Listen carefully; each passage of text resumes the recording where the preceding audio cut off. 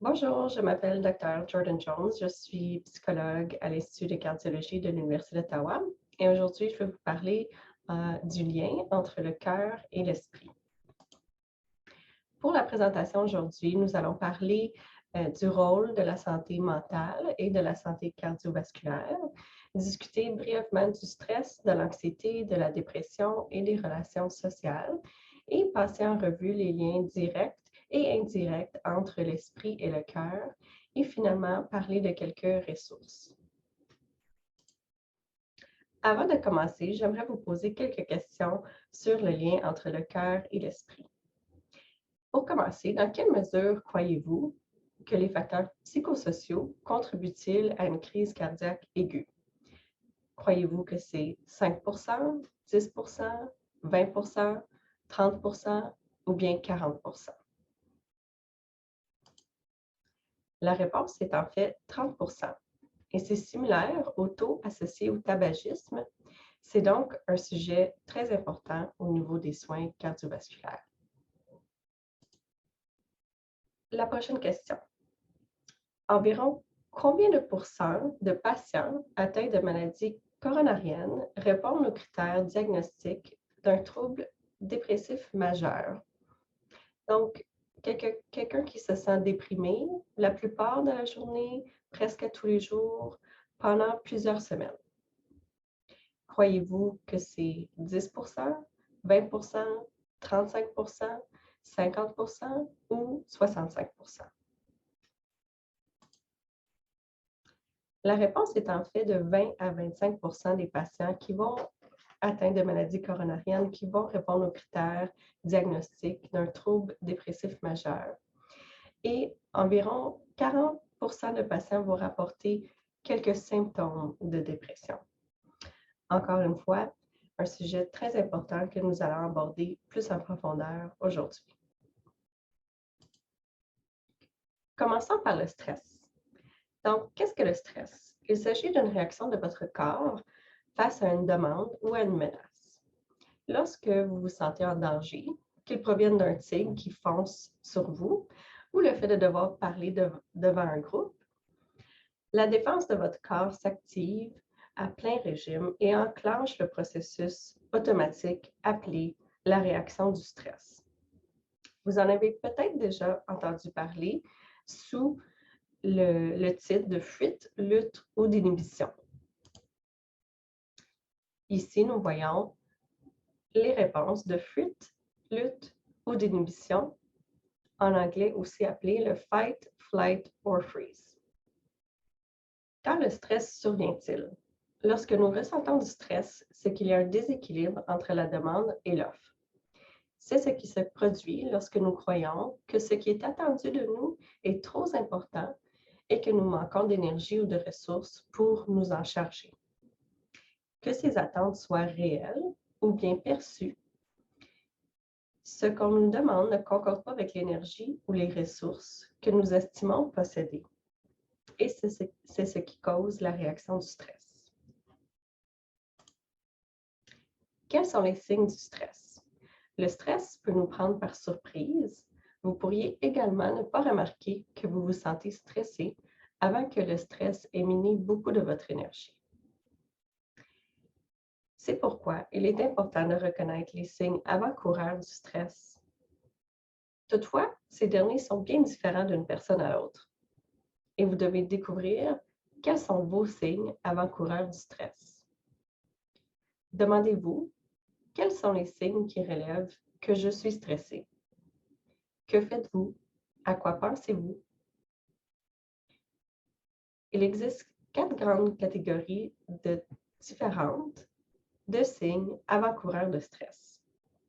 On peut les diviser en sensations corporelles, en émotions, en pensée et en comportement. Donc, ce que nous faisons et ce que nous ne faisons pas. Des exemples de sensations corporelles qui surviennent avec le stress peuvent être de la fatigue, des maux de tête, les muscles tendus, différentes émotions qu'on peut ressentir lorsque nous nous sentons plus stressés, sont la perte de confiance, un sentiment d'appréhension ou même d'indifférence. Certains comportements que nous pouvons adopter lorsque nous nous sentons plus stressés sont la toxicomanie, la perte d'appétit, avoir plus d'accidents ou de faire des erreurs. Des changements qu'on peut remarquer dans nos façons de penser ou au niveau de notre esprit ou de notre cognition peuvent être des changements au niveau de notre concentration, avoir des pensées plutôt négatives ou plus d'inquiétude. Alors, comme mentionné, il est important de prendre le temps de reconnaître quels sont vos signes avant-coureurs du stress. Prenez quelques instants pour penser à quels sont vos signes et symptômes du stress. Qu'est-ce que l'anxiété? Le fait de ressentir du stress à long terme peut mener à de l'anxiété ou à une dépression. Je dois souligner que les sentiments d'anxiété sont en fait une part normale de la vie et ne signifient pas toujours qu'une personne a un problème d'anxiété ou un trouble anxieux. Toutefois, lorsque l'anxiété perdure et qu'elle devient difficile à gérer, il est important de rechercher de l'aide. Il est normal de ressentir de l'anxiété après avoir souffert d'un problème cardiaque. Et un peu de temps devra passer pour que le tout devienne à la normale.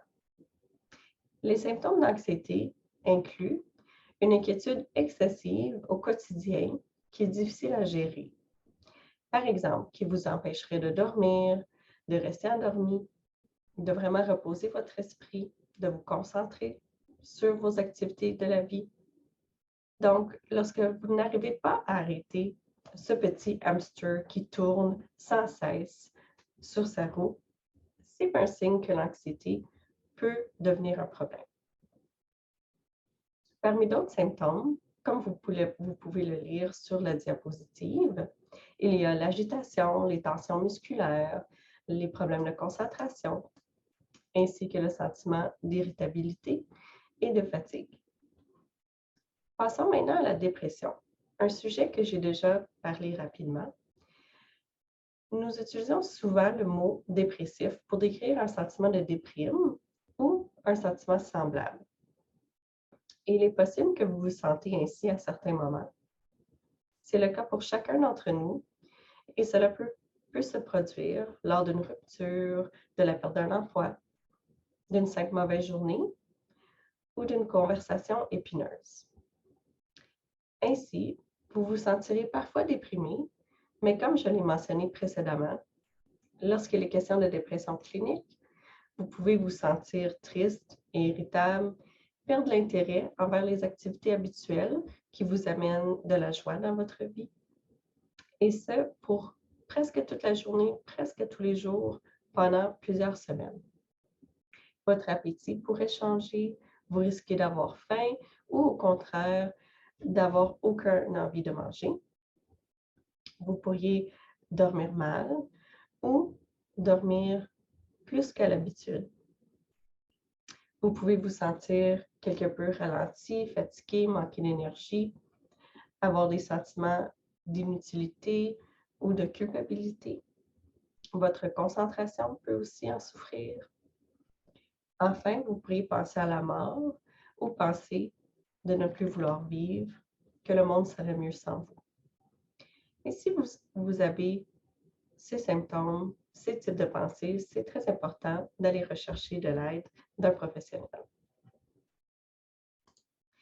Il est important de savoir que si vous ressentez l'un de ces symptômes, il s'agit d'un signe qu'il faut demander davantage de soutien et de réconfort.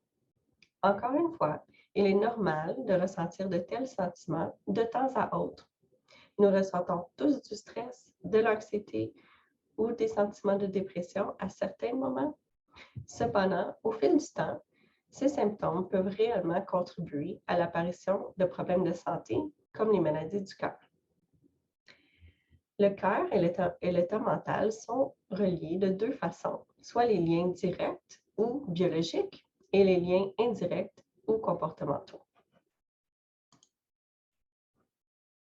Nous savons que le stress cause le relâchement de graisse dans le sang par les cellules adipeuses. Si ces graisses ne sont pas brûlées en bougeant, elles peuvent être transformées en cholestérol, ce qui peut, bien entendu, causer une accumulation de plaques, un phénomène que l'on préfère éviter chez les patients souffrant de problèmes cardiaques, évidemment. Au cours d'une situation stressante, de l'adrénaline est également libérée et peut rendre les plaquettes dans le sang plus collantes, ce qui augmente la coagulation sanguine. Il s'agit d'une réaction tout à fait normale, car si vous voyez un tigre, vous voudriez que votre sang coagule plus rapidement dans ces circonstances. Mais ce n'est pas nécessairement aussi approprié lorsque nous vivons du stress dans notre quotidien. En outre, le stress réduit la fonction immunitaire. Par exemple, passez un moment duquel vous aviez un échéancier à respecter, que vous avez travaillé très fort pour respecter l'échéancier et que par la suite, vous avez attrapé un virus ou un rhume, une grippe et que vous avez tombé malade. C'est un signe que le stress avait diminué votre réponse immunitaire et vous a rendu plus susceptible d'attraper ce rhume. Un autre lien direct entre notre santé émotionnelle et notre santé cardiovasculaire est la modification du système nerveux autonome. L'activité cardiaque est contrôlée par ce système. La dépression est associée à une hyperactivité du système nerveux sympathique et à une hypoactivité du système nerveux parasympathique.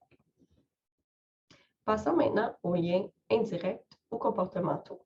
Nous savons que le stress, l'anxiété et la dépression ont un impact sur notre sommeil, soit la question de rester endormi ou d'avoir besoin d'une quantité supérieure de sommeil que la normale.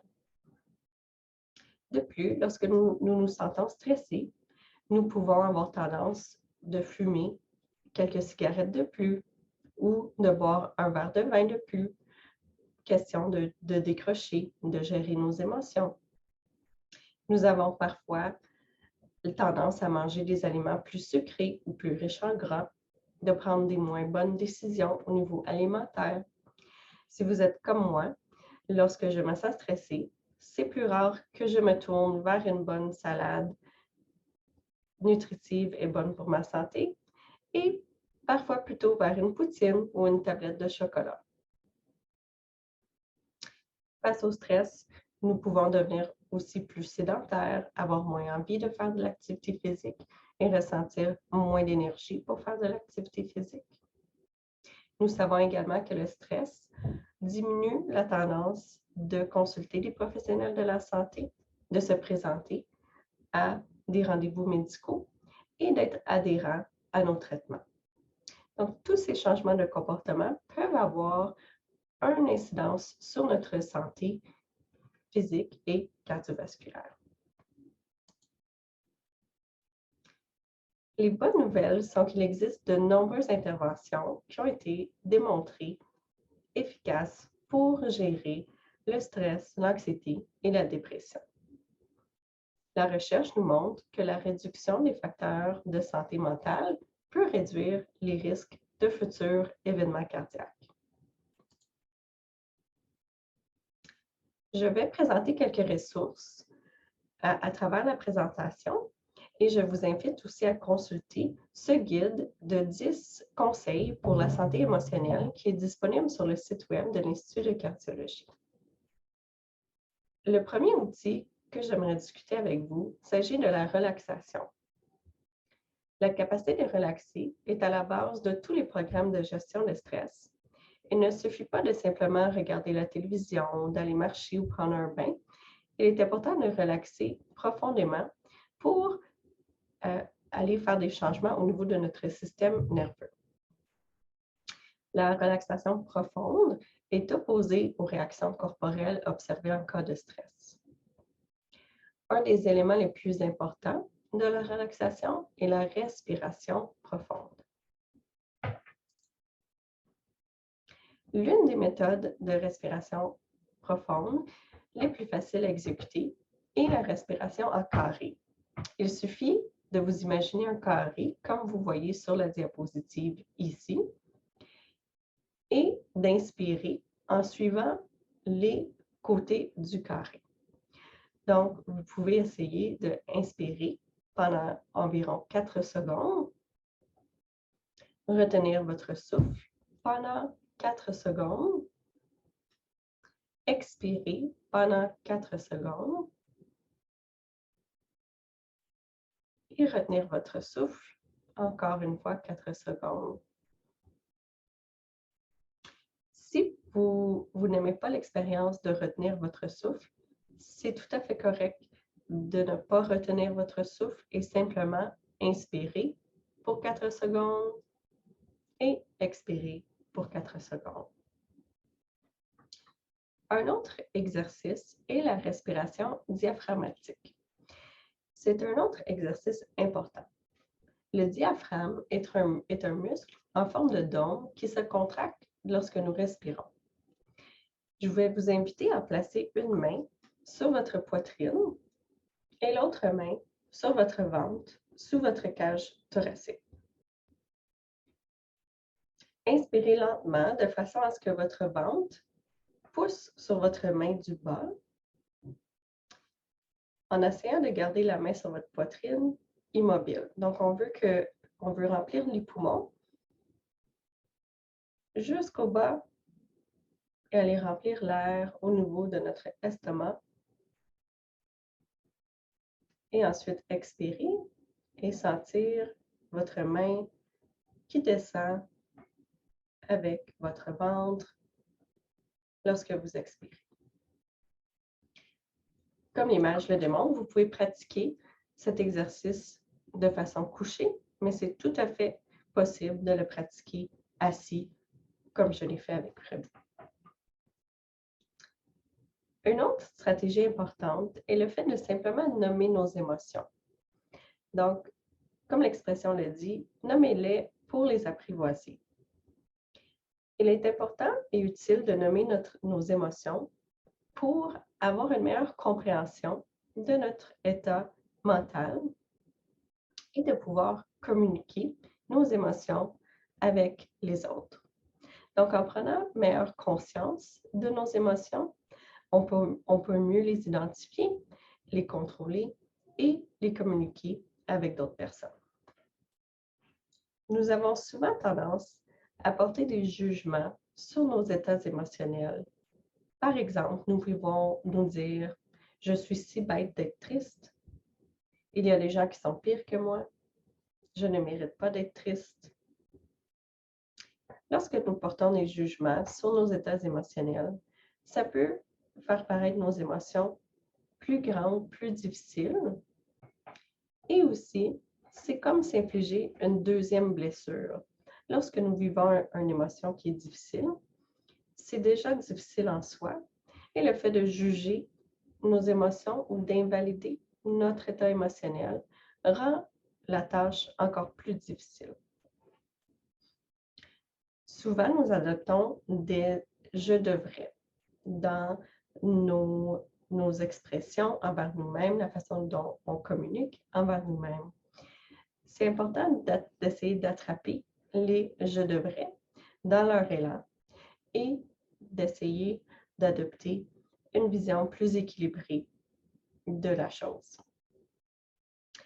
Lorsque nous adoptons beaucoup de « je devrais » ou « je ne devrais pas », souvent nous mettons beaucoup de pression de performance sur nos épaules et cela peut augmenter notre niveau de stress. Parfois, nos attentes sont aussi irréalistes et nous mettons la barre trop haute, comme on peut dire, en fonction de nos capacités et cela peut nous décourager de plus en plus. Donc, d'essayer de mettre des attentes plus basses, plus réalistes et d'éviter les « je devrais » ou « je ne devrais pas ». C'est aussi important de reconnaître nos déclencheurs émotionnels. Donc, de reconnaître qu'est-ce qui nous rend souvent en colère, qu'est-ce qui nous rend souvent triste ou anxieux, peut nous aider à mieux nous préparer pour la situation difficile. Par exemple, il se peut que vous vous sentez plus anxieux à venir à l'hôpital, à l'Institut de cardiologie, à avoir des rendez-vous médicaux. Donc, il y a peut-être certains aspects que vous pouvez contrôler ou préparer avant les rendez-vous pour vous aider à gérer avec cette anxiété, comme par exemple faire une liste de questions ou amener un membre de la famille pour vous aider à gérer avec cette anxiété-là. L'activité physique est un autre aspect très important au niveau de la gestion des émotions. La recherche démontre que l'activité physique nous aide à diminuer les niveaux d'anxiété, de stress et de dépression, à améliorer notre humeur, notre estime de soi et aussi notre sommeil. Donc, l'activité physique est un bon investissement de votre temps pour vous aider à mieux gérer vos émotions. Comme être humain, nous sommes des animaux sociaux. Donc, nos liens sociaux sont très importants pour notre santé mentale. Lorsque nous sommes plus isolés, souvent notre santé mentale et émotionnelle va moins bien également. Donc, c'est important de prendre le temps de connecter avec d'autres personnes. La pandémie rend les choses difficiles au niveau des connexions sociales. C'est important d'essayer de maintenir des liens, même avec une distance physique, avec d'autres personnes. Il y a plusieurs études qui démontrent que les relations positives avec d'autres personnes peuvent avoir un indice positif sur la santé cardiovasculaire au niveau de réduire le rythme cardiaque et la pression artérielle et aussi de diminuer les taux de mortalité à long terme. C'est important de parler à un professionnel si vous remarquez des symptômes de dépression ou d'anxiété qui perdurent à travers le temps. Il y a beaucoup de traitements qui ont été démontrés comme étant efficaces pour améliorer la dépression et l'anxiété chez les patients atteints de maladies cardiovasculaires, comme la thérapie cognitivo-comportementale. Vous pouvez parler à votre professionnel de la santé ou votre médecin de famille pour en savoir plus sur ces traitements. C'est également très important de planifier des activités plaisantes, des activités qui vous apportent du bonheur, un sentiment d'accomplissement, qui vous apportent de la joie, de la connexion avec d'autres personnes, de l'intérêt, de la curiosité. Lorsque nous nous sentons stressés ou anxieux ou plus déprimés, nous avons moins tendance à intégrer des activités plaisantes dans notre journée. Mais nous savons que si vous planifiez les activités et prenez le temps de vous y adonner, qu'on peut se sentir beaucoup mieux après avoir accompli l'activité. Et ça nous aide à sortir parfois de cycles plus négatifs d'émotions négatives comme l'anxiété ou la dépression. Donc, je vous encourage à écrire, prendre le temps de penser à ou d'écrire 3 choses qui vous rendent heureux et de prévoir du temps pour ces activités dans la semaine qui suit. Nous avons également plusieurs ressources à l'Institut de cardiologie pour vous aider à mieux gérer vos émotions. Nous avons un programme de gestion de stress qui consiste à enseigner différentes techniques et stratégies de gestion de stress pour vous aider sur ce plan. Nous offrons également un programme de gestion des émotions pour les personnes qui présentent avec certains symptômes d'anxiété ou de dépression.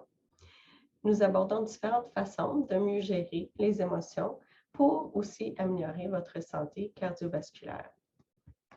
Finalement, nous offrons également un programme qui s'appelle le Healing Hearts Together pour les patients cardiaques et leurs partenaires. Nous savons que ces patients doivent apprendre à composer avec leur nouveau diagnostic. Il en va de même pour leurs partenaires. Le programme est donc axé sur les relations de couple et son objectif est de vous aider à mieux gérer votre santé cardiovasculaire. Ce programme est un projet de recherche et s'offre en anglais seulement pour l'instant. Si vous êtes intéressé à l'un de ces programmes, vous pouvez communiquer avec l'adjointe administrative du programme de réhabilitation cardiaque de l'Institut de cardiologie ou demander à votre mentor de réhabilitation cardiaque pour une référence.